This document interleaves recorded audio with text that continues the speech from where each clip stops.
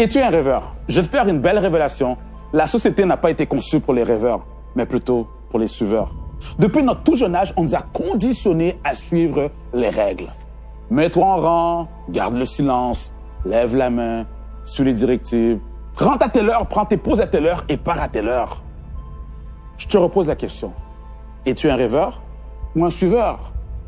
Il y a un film que j'aime recommander qui décrit assez bien cette triste réalité. C'est La Matrice. Tu as deux choix. Soit que tu prends la pilule bleue et tu restes dans ton petit monde imaginaire, ta petite routine, métro, boulot, dodo.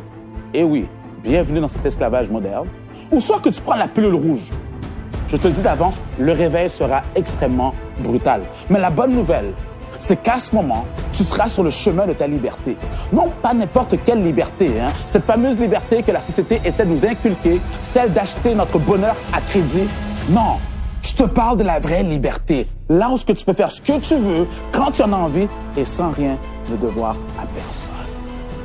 Pour sortir de la matrice, pour sortir du système, il y a des actions que tu devras poser et ça ne sera aucunement facile.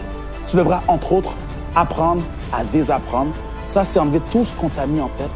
Tu devras également te remettre en question, ou plutôt, je te résille, te poser les vraies questions, telles que qui contrôle véritablement ce monde?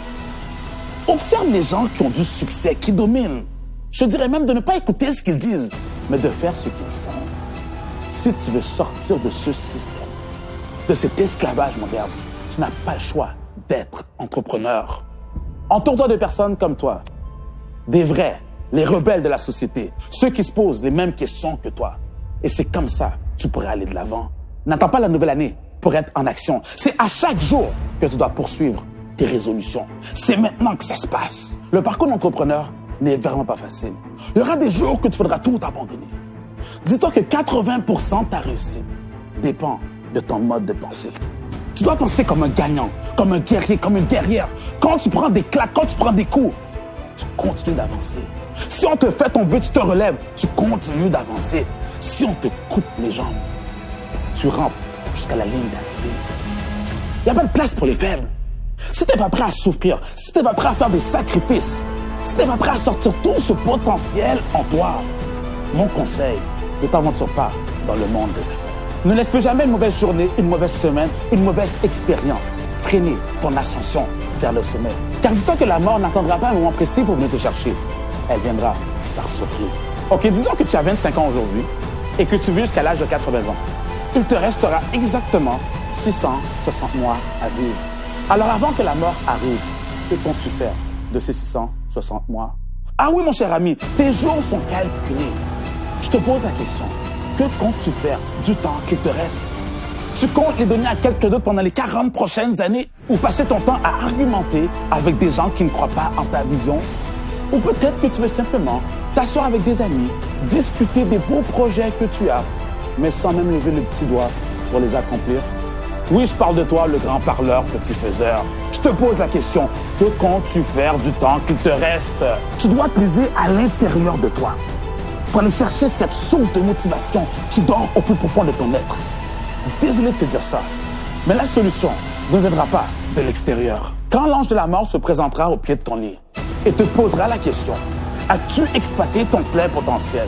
Dis-moi, que répondras-tu? Oui, on te posera la question, as-tu exploité ces dons, ces talents qui dormaient à l'intérieur de toi? Que répondras-tu? As-tu tout donné pour finalement voir tes rêves les plus fous se réaliser? Que répondras-tu? As-tu finalement donné vie à cette idée de génie que tu chérissais depuis des lunes? Dis-moi, que répondras-tu? À ce moment, tu n'auras plus le temps de mettre la faute sur tes parents, sur ton entourage ou sur le gouvernement. Si rien ne s'est fait, c'est de ta faute et uniquement la tienne. Tu n'es pas une victime pour subir. C'est vrai que tu ne peux contrôler les circonstances dans lesquelles que tu as été mis au monde. Toutefois, tu peux contrôler les circonstances dans lesquelles tu comptes passer le reste de ta vie. Demande à cette jeune fille qui s'est faite délaisser, violer, abuser, si un jour elle a une chance de devenir une grande femme. Et elle te répondra, mon nom est Oprah et c'est mon histoire. Allez, détache-toi de ces chaînes, cours vers ta destinée. Oublie les rêves que les autres ont pour toi et mets en place tes propres projets. Retiens bien, Tu n'as pas besoin d'attendre le 1er janvier pour être en action. Le meilleur moment pour commencer, c'était hier. Et le deuxième meilleur moment, c'est aujourd'hui. Réveille-toi, ça fait trop longtemps que tu dors. Relève-toi, tu n'es pas une victime. Prépare-toi, car le combat sera violent. Et bats-toi, car ton succès ne viendra pas sur un plateau d'argent. C'était Max.